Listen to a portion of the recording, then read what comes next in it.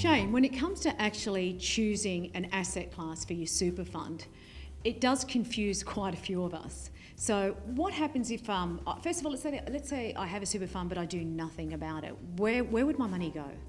Well, if you do absolutely nothing, your money will go into what they call the default fund for the fund you're in. And that's usually a well-diversified mix of assets. It may be targeted at your age group, depending on where you are in your life, but it's basically the default fund. Alternatively, you can actually log on to the site and you will have a choice there. You can actually take on more risk if you want. You can go into a fund which offers a diversified mix of assets, that's shares, property and so on, but take on more shares and growth related assets like property, less exposure to cash and government bonds. In other words, take on more risk. Alternatively, you can go the other way. You can go to a conservative fund. If you don't like any of those, you can actually drill down one step further and you might say, I just want to have international shares, no Australian shares. I just want to have, say, some global property exposure. I just want to have some cash exposure. And so you can mix and match what you want to do.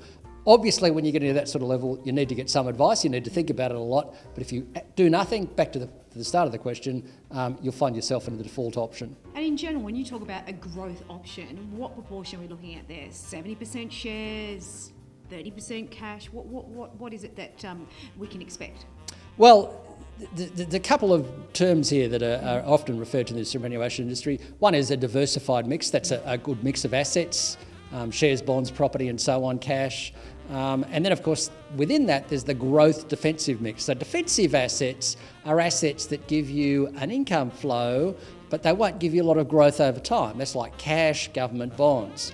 Growth assets are assets like property, like shares and so on. And a typical balanced fund would have around 60-70% growth and about 30, maybe 40% in defensive assets.